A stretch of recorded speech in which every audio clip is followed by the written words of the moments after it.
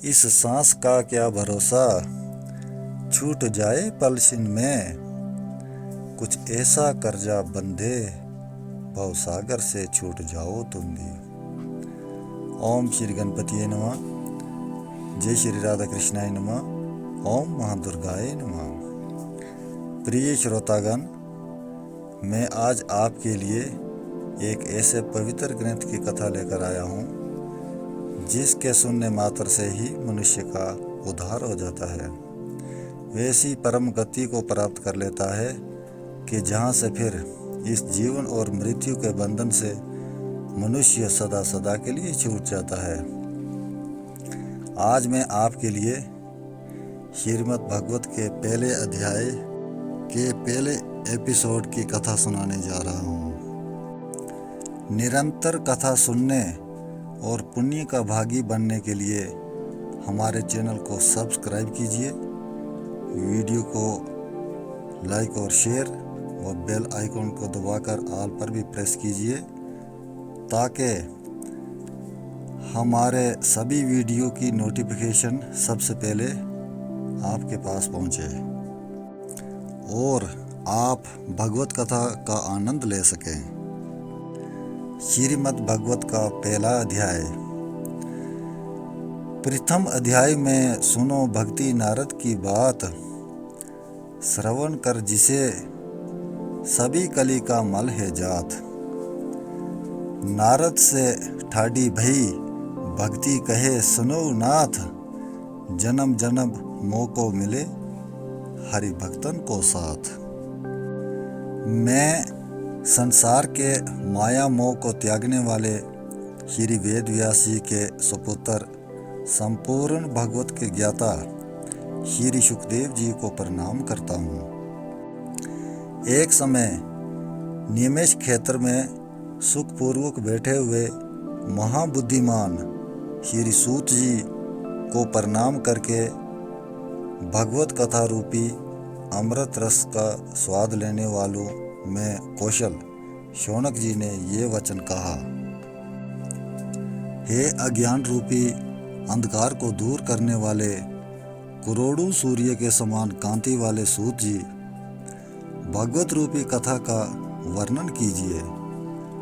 भक्ति और वैराग्य की प्राप्ति किस तरह से होती है और ज्ञान किस प्रकार बुद्धि को प्राप्त होता है और विष्णु भक्त किस प्रकार से माया मोह का त्याग करते हैं।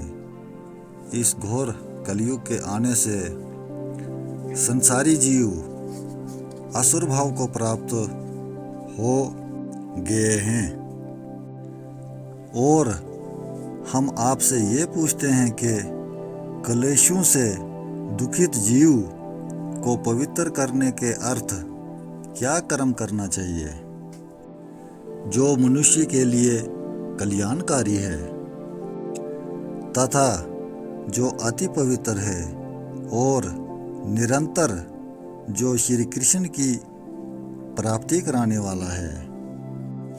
ऐसा साधन आप हमें बताइए। ये वचन सुनकर श्री सूत जी बोले, हे शौनक जी, आपके मन में बहुत प्रीति है। इस कारण विचार कर संसार के भय को दूर करने वाला संपूर्ण सिद्धांतों का सार, जो भक्ति के प्रभाव को बढ़ाने वाला श्री कृष्ण चंद्र भगवान को प्रसन्न करने का कारण है, सो मैं आपके आगे वर्णन करता हूँ। सावधान होकर सुनो। काल रूपी सर्प से बचाने वाला श्रीमद् भागवत शास्त्र कलयुग में श्री सुखदेव जी ने वर्णन किया है। मन को शुद्ध करने के निमित्त इससे बढ़कर दूसरा कोई भी साधन नहीं है। कई जन्मों के पुण्य से भागवत की प्राप्ति होती है। श्रृंगी ऋषि के शाप से जिस समय राजा परीक्षित गंगा के तट पर जा बैठे, उस समय बड़े बड़े ऋषि मुनियों से युक्त महाराजा परीक्षित की सभा में व्यास नंदन श्री सुखदेव जी महाराज आए और श्रीमद् भगवत की कथा कहना ही चाहते थे कि अमृत का भरा हुआ घड़ा लेकर देवता लोग वहां आए। अमृत का भरा हुआ घड़ा लेकर देवता लोग वहां आए और विनम्रता भाव से कहने लगे कि हे महाराज, आप हम सबको कथा रूपी अमृत पिलाइए और उसके बदले में ये अमृत का घड़ा लीजिए। महाराजा परीक्षित को आप अमृत पिलाइए और हम सब देवता लोग श्रीमद् भगवत रूपी अमृत को पिएंगे। देवताओं का ये वचन सुनकर सुखदेव जी मन में विचार करने लगे कि कहाँ ये अमृत और कहाँ ये संसार में कथा, कहाँ कांच और कहाँ मणि। ऐसा विचार मन में कर देवताओं को भगवान का अभगत जानकर कथा सुनाने से साफ इनकार कर दिया। तो भागवत रूपी कथा देवताओं के लिए भी दुर्लभ है। श्रीमद् भगवत की कथा सप्ताह में सुनने वालों को सर्वथा मोक्ष प्राप्त होता है। यद्यपि ये भगवत कथा देव ऋषि नारद जी ने ब्रह्मा जी से सुनी है, परंतु सप्ताह में श्रवण करने की विधि संत कुमार ने नारद जी से कही है। ये सुनकर शौनक जी बोले, नारद जी तो 2 घड़ी से अधिक कहीं पर भी नहीं रुकते। फिर उन्होंने संत कुमार से भगवत कथा कहाँ और कैसे सुनी। सूत जी बोले, श्री सुखदेव जी मुनि ने मुझको अपना अंतरंग शिष्य समझकर भक्ति रस की पुष्टि करने वाली जो गोपनीय कथा कही है, वो कथा मैं तुम्हारे आगे वर्णन करता हूँ, इसे सावधान होकर सुनो। एक समय बद्रिका आश्रम में सनक, सनातन, संत कुमार ये चारों ऋषि सत्संग के अर्थ वहां आए।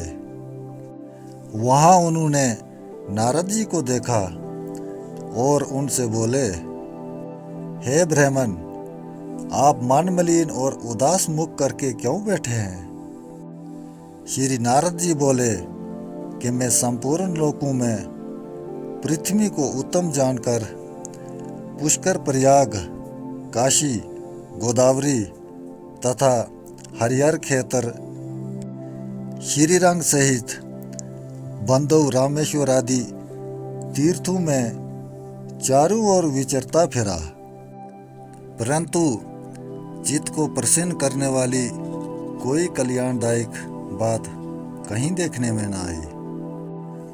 अधर्म के सखा कलयुग ने इस समय इस पृथ्वी को ऐसा पीड़ित कर रखा है कि सत्य, तप, दया का कहीं नाम नहीं रहा।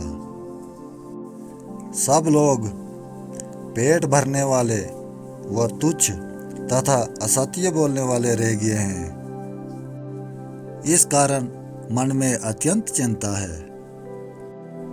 अब संतजन भी स्त्री और धन रखने लगे हैं। घर में स्त्री की ही प्रभुताई है। साला संपत्ति दाता है। स्त्री पुरुष में क्लेश रहने लगा है और देवताओं के स्थान भी दुष्टों ने नष्ट कर दिए हैं। ना कोई योगी है, ना सिद्ध है और ना कोई उत्तम क्रिया वाला। काल रूपी अग्नि से सब साधन जलकर भस्म हो गए हैं। इन सब कलियुगी दोषों को देखकर मैं यमुना जी के तट पर आया। जहाँ कृष्ण भगवान जी ने अनेक लीलाएं की थी। हे मुनियों, वहाँ मैंने बड़ा भारी आश्चर्य देखा कि एक युवा स्त्री जहाँ दुखी मन मारे बैठी विचार कर रही थी और उसके समीप दो वृद्ध पुरुष अचेत पड़े लंबे लंबे श्वास ले रहे थे। ये उन दोनों की सेवा करती और समझाती हुई उनके आगे रो रही थी। ये अपने शरीर की रक्षा करने वाले को नेत्र पसार पसार कर चारों ओर देख रही थी। सैकड़ों स्त्रियां उसको हवा जला रही थी और बारंबार धैर्य देकर उसको समझा रही थी। ये कौतक दूर से देखते ही मैं उस शोकाकुल स्त्री के समीप गया। मुझको देखते ही वो बाला उठी और विह्वल होकर ये वचन बोली। प्रिय भक्तजनों, इसके आगे की कथा दूसरे एपिसोड में सुनाई जाएगी। तब तक के लिए राधे राधे, जय श्री कृष्णा।